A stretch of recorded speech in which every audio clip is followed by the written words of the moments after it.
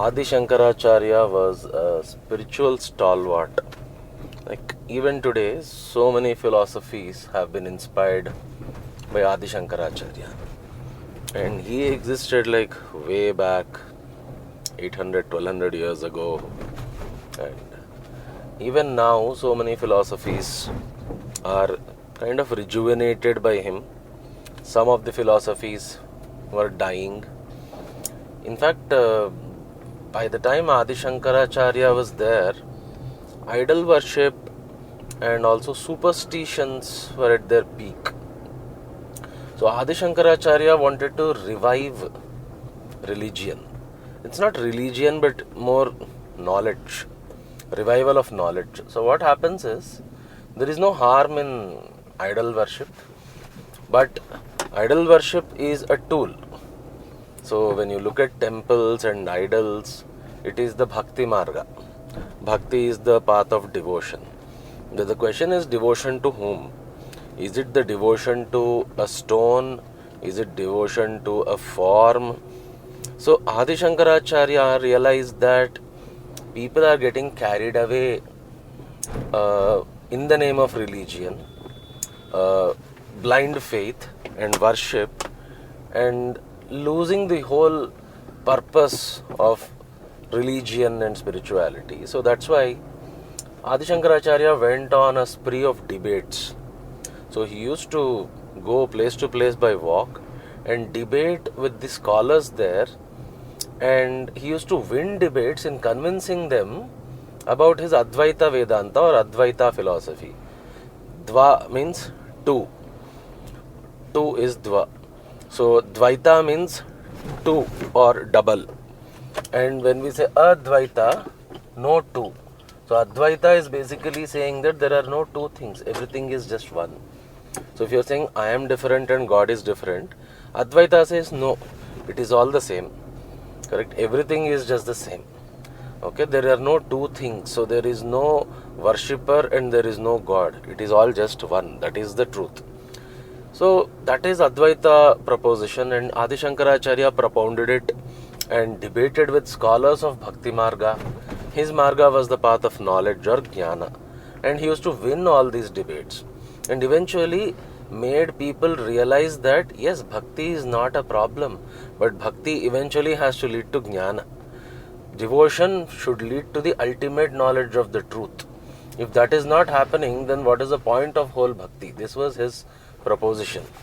But as Adi Shankaracharya aged, and of course Adi Shankaracharya did not live for very long.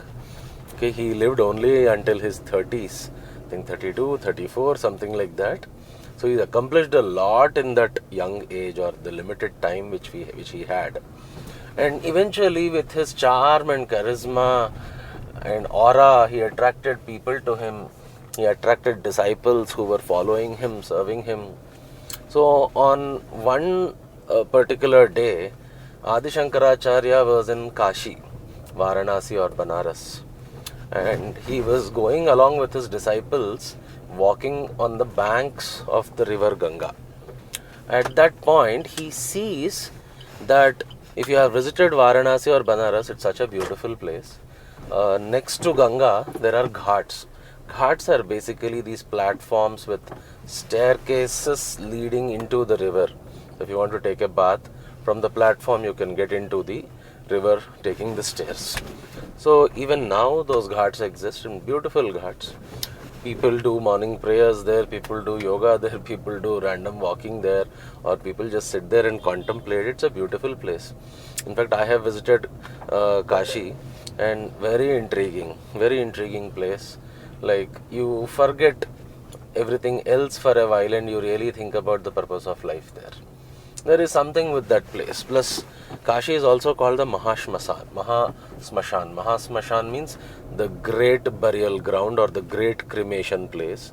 Because people, especially the Hindus, they have a belief that if you die in Kashi, you probably get liberated. So many people get their dead ones and burn their bodies on the ghats. It's a visual to behold. When you sit there and see those bodies burning, you suddenly realize the whole futility of existence. We strive all our lives for this and that, money, relationships, happiness, whatever we are striving for. For what? At the end of the day, you won't be here anymore. So you might be saying that, oh, it's not about me, it's about my family, it's about my children. You will die, they will also die. For what is this whole effort going on for? You will not exist. Many people tell me that, no, fine, everyone's going to die, but at least until death we should be happy, right? That chase is what leads you into ignorance, basically. I'm not saying don't work, don't go to office, don't earn. Adi Shankaracharya says only one thing: don't get attached. Don't get attached. So that is another path which Krishna also suggests, karma yoga. But Adi Shankaracharya says whether it is karma or bhakti, it has to ultimately lead to jnana, knowledge. If it is not leading to knowledge, then what is the use of any path you take? You need that ultimate knowledge. Through any path, that's fine. Or you can take the direct path. That is what Adi Shankaracharya talks about. Direct path of jnana. So when he is walking on the banks of Kashi, he sees that there's a class going on there early in the morning. A classroom types. Those days, of course, Britishers had not come to India. This was like long ago. Sanskrit was still in vogue. So classes were happening in Sanskrit. So there was a teacher who was sitting on the platform near the banks of Ganga, and he was teaching the disciples or students, and he was teaching grammar. Typically what happens in schools even now, right? Just that the schools have become English medium schools now. We learn English grammar in schools now. So there was a grammar class going on, open air, near the banks of the river early in the morning. And the guru or the teacher is repeating some grammar verses or formulas, theories, and the students are repeating it. So it was a group recital kind of a thing, more like mugging up or memorizing. So that was happening, and Shankaracharya is walking there and sees this. And suddenly the guru had a tumbler next to him, a copper tumbler next to him, and his hand touches it and the tumbler falls down. The tumbler topples from the platform and starts making the ton ton ton ton noise because it's made of metal, and it's falling down the stairs, toppling. And if you see Kashi and all, there are many stairs which lead to like 50, 60 or 100 stairs leading from the platform to the river. And this tumbler is toppling, making noises which is disturbing the class. So few students who notice that the teacher's tumbler is toppling and going and falling into the river, they want to impress the teacher or whatever. Two students get up from their class and run down the stairs to catch that tumbler. And Adi Shankaracharya sees that, and in that instance, suddenly Adi Shankaracharya starts this beautiful masterpiece which is known as the Bhaja Govindam. It is instantaneous. It's not planned, or he did not sit and write it. When he sees this scene, he suddenly realizes what life is. It's not like he did not realize earlier, but he expounds instantaneously this beautiful song or the poem called Bhaja Govindam. And this song has been very, very beautifully sung by a very, very famous artist of South India, and beautifully sung. And M.S. Subbalakshmi sang this, and if you have ever heard this, I'm sure many Indians have heard this in beautiful M.S. Subbalakshmi's voice. But before she starts singing, because I first time heard this at my home. Those days we still had the cassette players and the cassettes. So we had this cassette of M.S. Subbalakshmi. So I had played it when I was maybe 13, 14. And what used to interest me more was, before this song starts, there's a small commentary in a beautiful male voice. And later on I researched and found that male voice was by a person called Rajaji. And who is Rajaji? He is basically Rajagopalachari, who is the first Governor General of India, of independent India. But I never knew he had spiritual inclinations as well. I always thought he was a freedom fighter and, a transformist, reformist. But he gave a beautiful commentary before she starts singing. And the commentary says this, that Adi Shankara, who propounded Advaita Vedanta, that is non-duality, correct? Everything is just one. There is no me, there is no God separately. It's all one. There is only one truth which we need to realize. But Adi Shankaracharya himself has written in his ending days this poem, or sung this poem, Bhaja Govindam. Bhaja means worship, Govindam means the Lord. Worship the Lord. Isn't it an irony? Someone who is propounding that there is no God, I am the God, in the sense there is no two things, then how is he asking us to worship God? That why, the minute you are worshipping someone, there is a worshipper and there is the worshipped. Isn't this duality? So Rajaji beautifully explains this, saying that Adi Shankaracharya, despite being from non-duality, why is he wording or singing this masterpiece which is actually about duality? Which basically means Adi Shankaracharya is a true non-dualist, true Advaita Vedanta propounder, who even feels that there is no difference between Jnana and Bhakti also. So when there is only one thing, then everything is that one thing. If there is only one truth, everything is that one truth. And what is that one truth? Whatever it is, Jnana and Bhakti, knowledge and devotion, both should be the same thing then if there is only one thing. That is the philosophy that Shankara, even being from Advaita or Jnana Marga, he is actually writing a song or singing a song on Bhakti Marga, the devotion. And the first verse, today let us discuss just the first stanza of it very beautifully. There are multiple stanzas, maybe in the future videos we can talk about one stanza, because they are extremely philosophical and so true. It is as if he has written this not for great minds, but for minds like us, for whom it is difficult to understand philosophy and God and Advaita and Dvaita. Very, very common man, but common man Sanskrit. Now it's so easily translatable. You have Google Translate and you have so many people who have written texts about it, commentaries about it.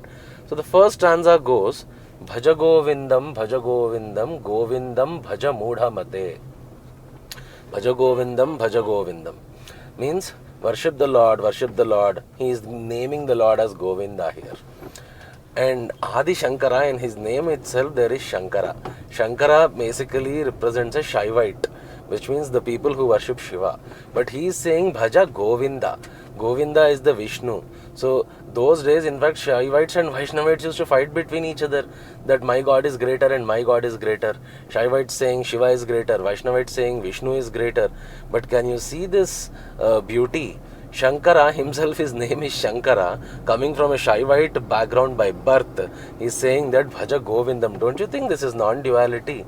He doesn't see any difference between Shiva and Vishnu also. So being a Shaivite, he is saying worship Vishnu. Govinda is another name for Vishnu. So Bhaja means worship. Bhaja Govindam, Bhaja Govindam, Govindam Bhaja Mudha Mate. Mudha means ignorant. Mate means mind. Ignorant mind. So he is telling us, he is reading this out to us. He is calling us ignorant. Whoever is listening, he is calling them ignorant. Oh ignorant mind, just worship the Lord Govinda. That's it. So why should I worship Lord Govinda? Then he goes on to say the next verse, Bhaja Govindam, Bhaja Govindam, Govindam Bhaja Mudha Mate, Samprapte Sannihite Kale, Nahi Nahi Rakshati, Dukrin Karane. Samprapte means when it matures. Samprapte means when it comes. What comes? Sannihite Kale. Sannihite means appropriate. Okay, or dear means closer, kale, time. So when the appropriate time comes, what is this appropriate time? He is talking about death. Death has to come. When samprapti means you will receive the death, it will come. When sannihite kale, ordained time. Correct? Everyone's death is predetermined. It's not in your hands. You cannot stop it. You can get admitted into hospitals. You can get yourself treated for diseases. Tell me, can you treat death? What is the use of treating any disease? Oh no, I treat my diseases so that I can be comfortable here. What is here? How long are you comfortable? Are you planning to come back again so that again you can get this diseased body, so that again you can die? Like, where does this end? So he says, Sannihite kale means ordained time. There's a time ordained for your death. Samprapte, when that time comes, nahi nahi rakshati, means no, rakshati will not save. It will not save. What will not save me from death? Dukrin karane. Actually, there's no word called Dukrin Karane in Sanskrit. This was Shankaracharya being sarcastic. Actually, the correct word is Vyakarane. Vyakarana means grammar. Because that class which he saw on the banks of Ganga was a grammar class happening. So he's saying that all this grammar is not going to save you. You can keep reciting grammar, science, physics, chemistry, mathematics, finance, law. That's what we do, right? In our education systems, we keep on studying. So what he's saying is, whatever you study, all that is for knowledge, right? So this Vyakarana, grammar, is also knowledge, right? It's a part of syllabus you're studying, but that Vyakarana is not going to save you. But the question is, why did he call it Dukrin Karane, not Vyakarane? You know why did he say Duk? Because the tumbler which was rolling down the stairs, duk, duk, duk, duk, duk, that sound it was making. So he was comparing that, the sound coming from that fall of the tumbler and the sound coming out of your mouth as grammar is no different, it is just a sound. So don't take it so seriously, it's not going to save you. Whether the sound coming from your mouth as grammar or, oh wow, such a beautiful poem, that is again non-duality, you see. There is no difference, it's all just a sound. Okay? From your mouth a sound comes, you think you are an intellectual, oh I spoke like this. But even that tumbler falling down is making some sound. What is the difference? So that sound, duk, duk, duk, it is falling down. He is comparing Vyakarana to Dukrin Karane, means doesn't matter whether it's the sound of the grammar coming from your mouth or the sound of the tumbler toppling and rolling and making a metallic duk, duk, duk, duk noise while falling down, it won't save you. None of this knowledge is going to save you. So what will save you then? Bhaja Govindam. Worship of the Lord will save you. Can you imagine? He is a person from Jnana Marga, but he is actually talking about Bhakti, because he doesn't differentiate between Bhakti or Jnana anymore. Then why did he propound Jnana Marga and not Bhakti Marga? Because people in the name of Bhakti Marga were sidetracked, became superstitious, became stupid, became very ritualistic, and all of this. That is the reason why he has expounded Jnana Marga, because people were getting carried away with Bhakti Marga. That is the reason. Got this? So, Bhaja Govindam, Govindam Bhaja Mudhamate, Samprapte Sannihite Kale Nahi Nahi Rakshati Dukrin Karane. That is the first stanza which says, O ignorant mind, please worship the Lord. All your knowledge, any knowledge, okay, be it the knowledge of grammar, be it the knowledge of science, be it the knowledge of philosophy, be it the knowledge of anything, nothing can save you. What can save you? Only taking the Lord's name is going to save you. That is the first stanza of this beautiful composition of Bhaja Govindam. In the next video, we shall get into the second stanza. With each stanza, the philosophical level rises. Okay, it gets you face to face with the truth of life, and in not very philosophical terms, in very, very layman terms. Okay, so see you guys until we make a video on the next stanza. See you guys until then. Bye.